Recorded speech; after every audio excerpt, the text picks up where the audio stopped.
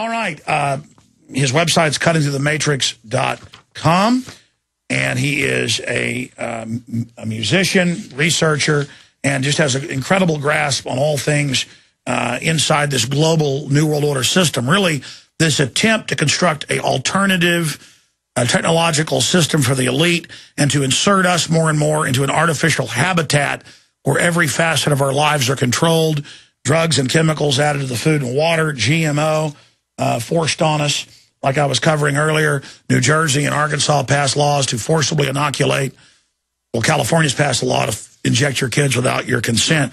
This is to forcibly inoculate our bloodstream with the deadly sodium fluoride on record that they know is killing people. So when you start getting control of your cities and saying no, they're coming and saying, we're going to force it on you. And they're now, the American Medical Association came out last week and said, we want to forcibly inoculate the public as well. So they're really taking the velvet glove off the iron fist. Alan, I didn't talk to you before you came on with us. I got a lot of stuff I want to ask you. But out of the gates, what is front and center on your radar screen? Well, we're definitely going to war with Syria and Iran, and whatever order they choose. It might be at the same time, in fact. And, of course, at the same time, at home, we're going into massive austerity, which is to be the world system from now on. And even the Federal Reserve headman there said that you're going to see inflation for 20 years inside the U.S., gradual inflation. And so that means that at the end of 20 years, everything is going to be double the price or more. So we're going into a planned, long ago, by the way, planned austerity for the whole world, while your disposable income goes to taxes and fees to fight wars and to redistribute the wealth across the world. The Marxian concept is here and implemented. And, of course, everyone thinks that Marxism was completely opposed to capitalism, and nothing is further from the truth. Capitalism and communism are set up by the same boys. It's a dialectic process. So they're bringing together their plan exactly as Lenin said there would be. That Lenin said that the communist system would eventually, after a generation, about 70 years or so, change and stop being so insular in Russia.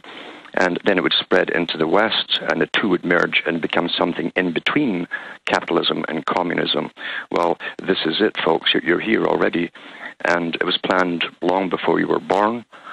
These guys make long-term plans, and they always pull them off. And by the way, you're not just saying this. They admit it's beautiful to have a post-industrial world. We're going to shut you down so you can't afford to have children. We're going to force drug you.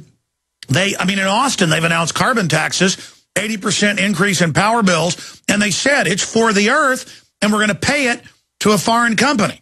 Right. It's just, we're doing this because we want to, and we've gotten leaks out of Bilderberg and other groups where they say, people are too uppity, we want to make you poor. Isn't that just feudalism? It is feudalism, but again, we were told this by the historian for the group that created capitalism and communism, Carol Quigley. He said that this new feudal system would be, the new feudal overlords in the feudal system of the world would be the CEOs of the international corporations working with government. And that's what you have. It's already here. It's been here for quite some time. And we see that with the big banking companies going across the world, just plundering and taking everything over. They're into every country in the world. Literally, it's a private organization that runs the world, and democracy is simply a front to get the radical groups, which they pay, by the way, the NGOs, to protest and demand that we go into the system even quicker and faster into the same utopia where we share our wealth with the whole planet, basically. So there's to be no favorites in this new world order. Every country is to be leveled to the same extent pretty well. We see the same thing happening with your medical system in the U.S. The RAND Corporation was hired to do a study to see what Obama's care would be like. Who should they choose as a model to copy? They copied Britain. Britain's National Health Service is an utter disgrace. You can't get cataracts treated nowadays. You have to go elsewhere to get them done. Can't get knee operations done, things like that. And yet the U.S. is to copy that, and they're closing down wards in hospitals across the U.S. right now, and it's been kept very quiet. So you're really going into a state where you'll be at the level of the Philippines eventually, once they're finished. Yeah. Continue.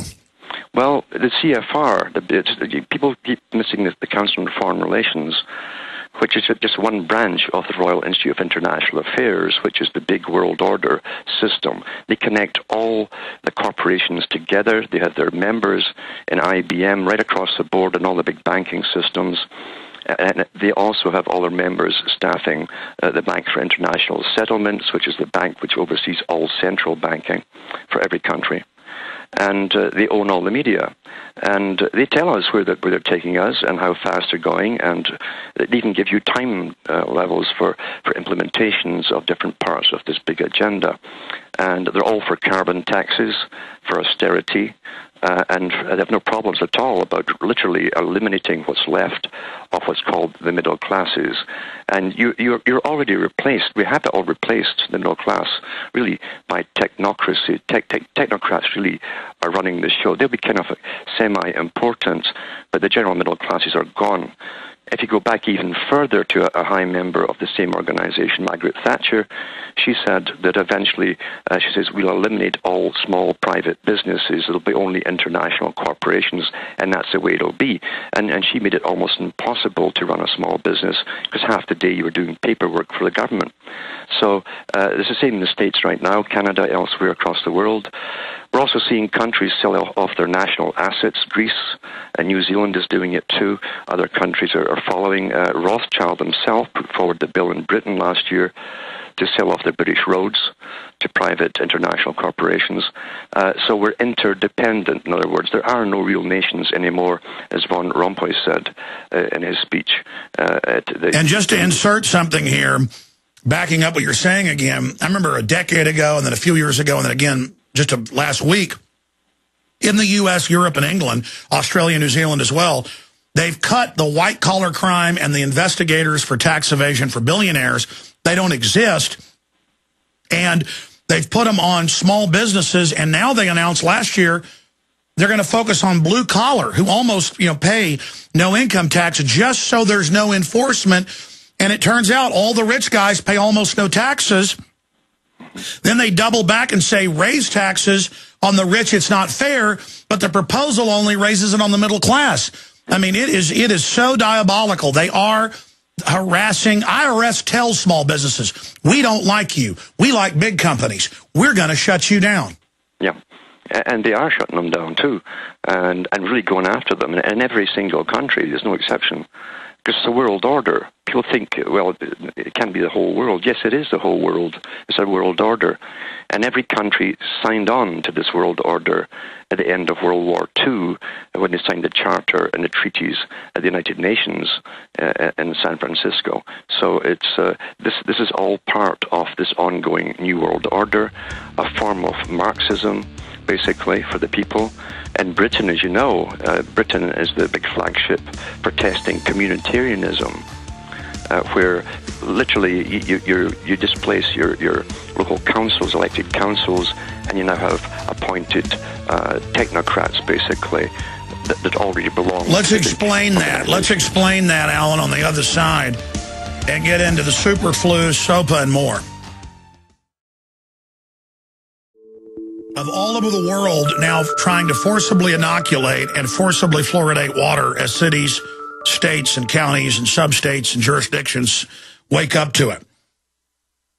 Think of how horrible it is they're trying to do all these home and farm inspections now with this new bureaucratic class to eat out people's sustenance. I remember reading an article in the Austin American-Statesman about 15 years ago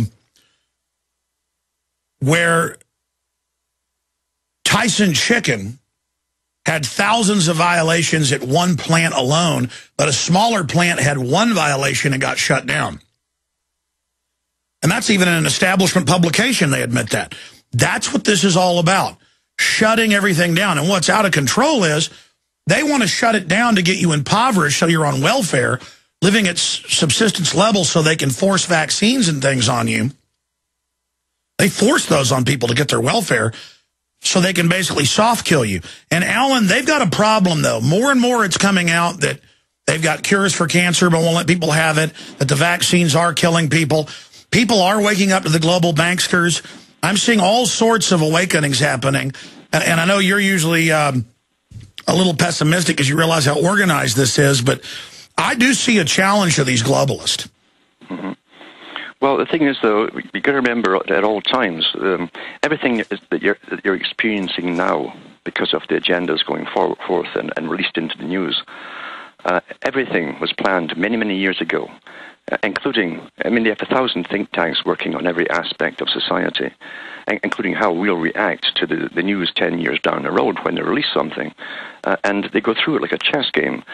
Okay, they'll react this way. How can we counter that? They work it all out abstractly before they actually go into action and do it. And so they've got pretty well everything figured out. And we are easily distracted as well. And to be honest with you, these guys are not going to give up after working at this for well over 100 years in the open. It's called the open conspiracy, according to H.G. Wells. Well over 100 years. They're not going to give up because people start to protest. They've been building internal armies up in every major country. Well, no, speaking of H.G. Wells, he said there's going to be a lot of beautiful, well-meaning people we're going to have to kill for the New World Order. That's right. He says many decent people will die protesting this New World Order, die in vain. That's what he said. So, and you're right. They're militarizing. The TSA is there to train you, to let us grab your children's crotch in front of you. It just totally break your will. It's absolutely criminal, but they just do it. Yeah, and also, too, he talked about they would make up a military class. And, of course, we have a military class now. It's so easy to get young guys and indoctrinate them into being separate from the general public. It's old techniques, of course, but very, very effective.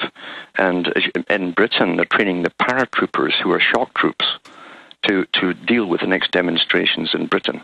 And remember, before they wanted to announce all this, we were conspiracy theorists to get the documents. Now it's just, oh, yeah, the Marines are training to take your guns and kill you. We'll secretly arrest you. Yeah, the paratroopers, you know, BBC, are preparing to, and it shows them searching women on the side of the street. Yeah, the TSA is going to stop you at checkpoints. And they take these young men, tell them you're part of the elite. They're hiring all the Boy Scout, Explorer Scouts in the news, and they're training to kill veterans. Yes, there's no doubt about it, and they're quite open with everything. Most folk, of course, most people who are outside, say, Patriot Radio, they go into disbelief. They hear it, but it's not real to them. They can't imagine. It's unreal, and so they dismiss it.